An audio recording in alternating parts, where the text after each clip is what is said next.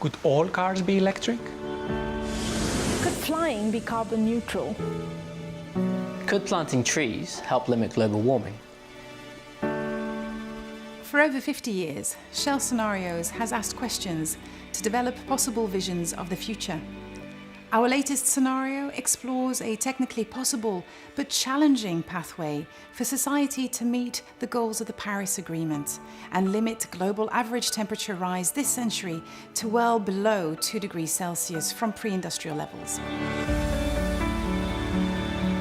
According to our latest Shell scenario, electric cars could actually reach cost parity with internal combustion engine cars by 2025.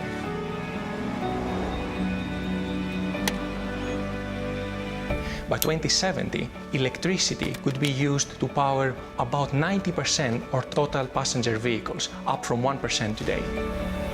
To power this revolution on our roads, our scenario envisages a massive expansion of low-carbon sources of electricity.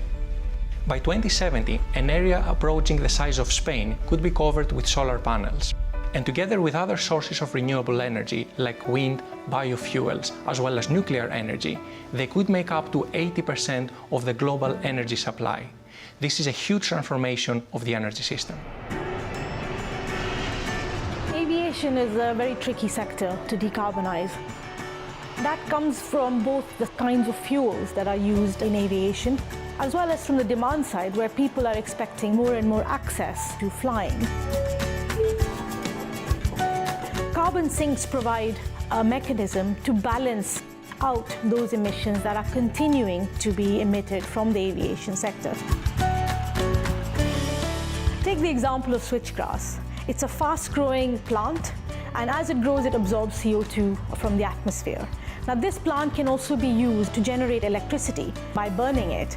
And then if we capture the emissions through, say, carbon capture and storage, then that can compensate for the emissions being let into the atmosphere from aviation.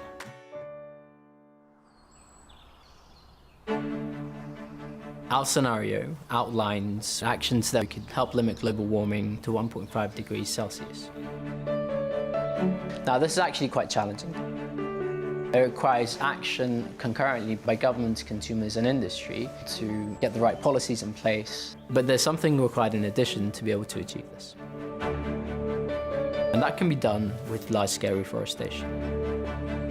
It needs to be large-scale because it needs to cover an area the size of Brazil. This could help take out an additional 10 billion tons of CO2 per year from the atmosphere by the year 2070.